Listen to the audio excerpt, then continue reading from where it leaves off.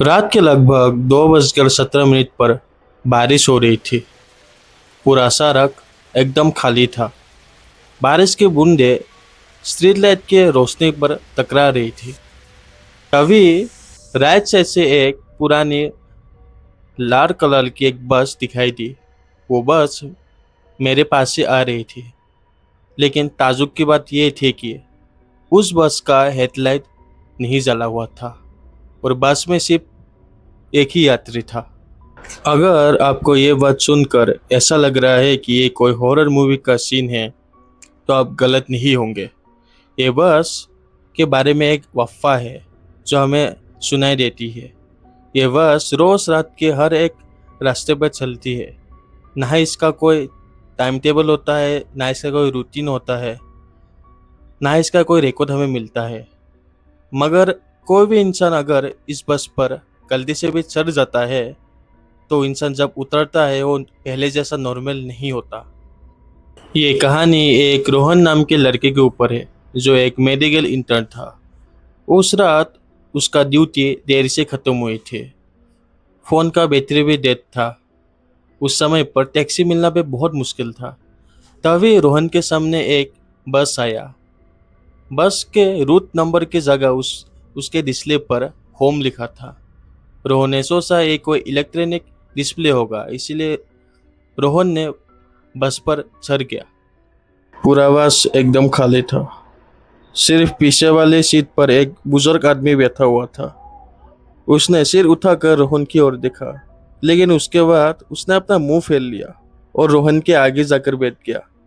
उसके कुछ ही समय बाद बस चालू हो गया। कुछ टाइम बाद पहला स्टॉप आया। दरवाजा खुला।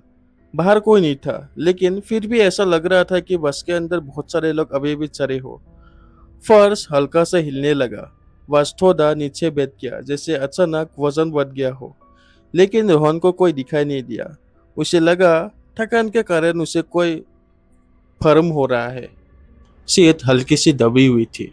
ऐसा लग रहा था कि कोई इंसान उधर बैठा हुआ था, लेकिन असल में उधर कोई भी नहीं था। उसके बाद राज का ध्यान धीरे धीरे हर एक सीट पर पड़ी। सभी सीट दबी हुई थी।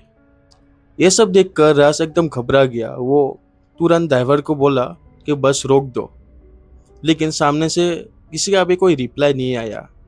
उसके बाद राज ने जैसे बस ड्राइवर को देखा, लेकिन उधर बस ड्राइवर की जगह एक काली आकृति बैठी हुई थी, एक ब्लैक शैडो बैठी हुई थी।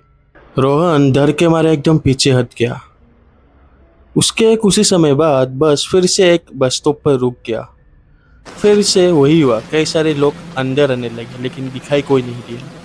लेकिन इस बार बस के बीचों बीच गीले पैरों के निशान आने लगे। वो निशान खाली सीटों की ओर जा रहे थे। अब लगभग बस की सारी सीट भर चुकी थी, लेकिन अब भी बस में रोहन के अलावा और कोई इंसान दिखाई नहीं दे रहा था। तभी वो बुजुर्ग इंसान रोहन की ओर आया और बोला, खिड़की की ओर मत देखना। लेकिन इंसानों को अगर किसी चीज को करने को मना किया जाए, तो इंसान उसी चीज को करने की कोशिश करता है। राज खिड़की की ओर देखा और बाहर देखने की कोशिश किया। उधर सिर्फ अंधेरा था, लेकिन अंधेरे के अलावा उधर कई सारे चेहरे बस के पीछे दौड़ रहे थे। उन चेहरों में आंखें नहीं थे। हर चेहरा बस के अंदर ही झांक रहा था। ऐसा लग रहा था कि उन्हें किसी चीज का इंतजार हो। तभी रोहन ये सब देखकर एकदम सीख पड़ा। लेकिन कुछ ही समय बाद बस में एकदम हंसने की आवाज आई। ऐसा लग रहा था कि कई सारे लोग एक साथ हंस रहे हो। लेकिन हंस कौन रहा था, यह बात किसी को भी पता नहीं चल रहा था। तभी बस और एक स्टॉप पर रुक गया। तभी एक लड़की बस पर चढ़ी। वो लड़की एकदम भीगी हुई थी। वो स्कूल यूनिफॉर्म पहने हुई थी। हालांकि इस बार रोहन उस लड़की को देख पा रहा था, लेकिन कुछ देर बाद वो लड़की जैसे ही सीट पर बैठी, वो लड़की धीरे धीरे अदृश्य होने लगी और गायब हो गई। सीट अभी भी दबी हुई थी। लेकिन तभी बुजुर्ग आदमी फिर से आया रोहन के पास और बोला, अब बहुत ज्यादा देर हो चुकी है। रोहन घबरा के बोले कि इसका मतलब क्या है। बुजुर्ग आदमी ने जवाब दिया, हर स्टॉप पर एक यात्री चढ़ता है और एक जिंदा इंसान उनकी दुनिया का हिस्सा बन जाता है। रोहन ने पूरे बस को देखा और उसे ये एहसास हुआ कि जब वो बस पे चढ़ा था तब सिर्फ एक ही यात्री था। अब सभी सीट भर चुकी थी। एक सीट के अलावा वो अभी भी खाली था। वो वही सीट था जिस पर पहली बार रोहन बैठा था।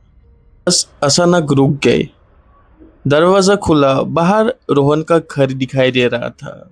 उसे लगा कि वो शायद बच चुका है। वो भागते हुए बस से उतर गया। अचानक बस के अंधेरे में वो गायब हो गया। अगली सुबह जब सब कुछ नॉर्मल था, लेकिन रोहन की माँ उसे देखकर पूछा, तुम कौन हो? ऐसा लग रहा था कि शायद रोहन की माँ रोहन को भूल चुकी है। दोस्तों ने भी उसका नंबर ब्लॉक कर रखा था। ऑफिस में भी किसी को उसका नाम याद नहीं था। उसके कमरे में किसी और का सामान रखा था, जैसे वो शायद इस दुनिया का हो ही नहीं। घबरा कर रोहन उसी बस स्टॉप पर पहुंचा। रात के 2:17 पर वही बस दोबारा आई।